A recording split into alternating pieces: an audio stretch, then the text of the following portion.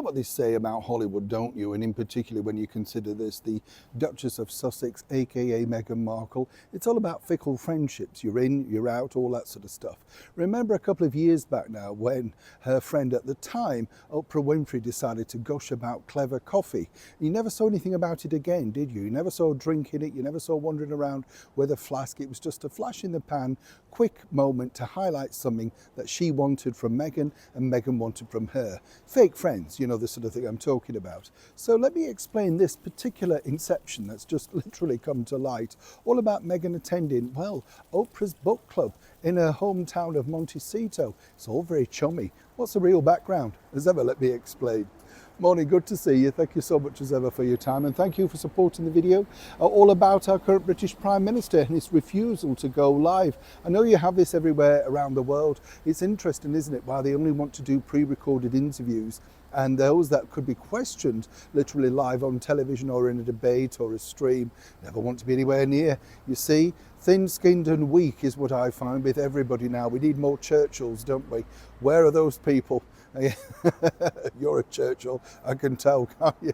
We do though, don't we? We need stronger people in power. Stop pussyfooting around, deal with the issues, what the public want. It's the public that pay everybody's wages, absolutely.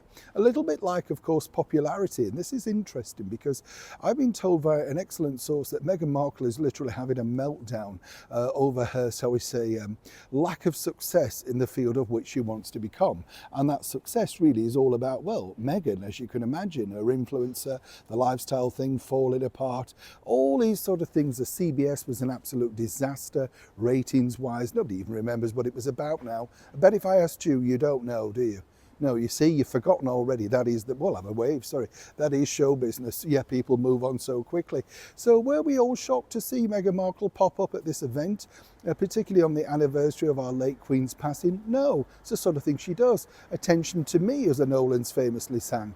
Now, what's fascinating about this is the fact that it all looks so cosy, back friendly, of course, with Oprah Winfrey, who delighted in trashing the British monarchy, even though she was welcome to that royal wedding and got acres of publicity. But then what emerged was that Meghan, of course, was talking to her long before the royal wedding, planning to trash the family then. Don't forget that. What's also fascinating is this, you see, when you look at it, you say, okay, you know, what's this about? This woman, Jennifer Randolph Walsh, she co-owned the bookshop, right? Now she owns the bookshop, as I say, co-owns it, and it's all very fascinating. And Meghan, of course, popped up for Oprah's book club. What you don't know, or you may not know, is that she also works for William Morris Endeavour as their literary agent. Yes, well, part of them, one of them anyway. And this is all a deal, you see. This is how it works. The bottom line is, they needed to give her something to shut her up, basically, because she was having a meltdown. And then they thought, well, come along to this. Here's Oprah.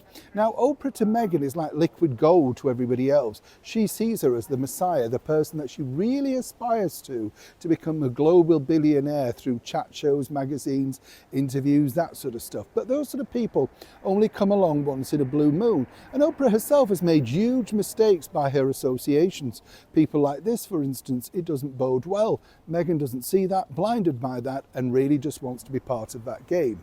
So while you may think this looks a very cosy afternoon, and there she is, of course, giving an impromptu speech, this was very much set up a long time ago, even though it was decreed that it could be bad form to do this on this particular day. Meghan didn't care.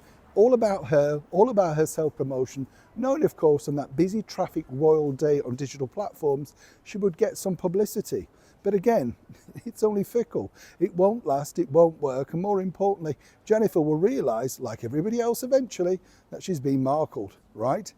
Neil Sean in the very heart of London.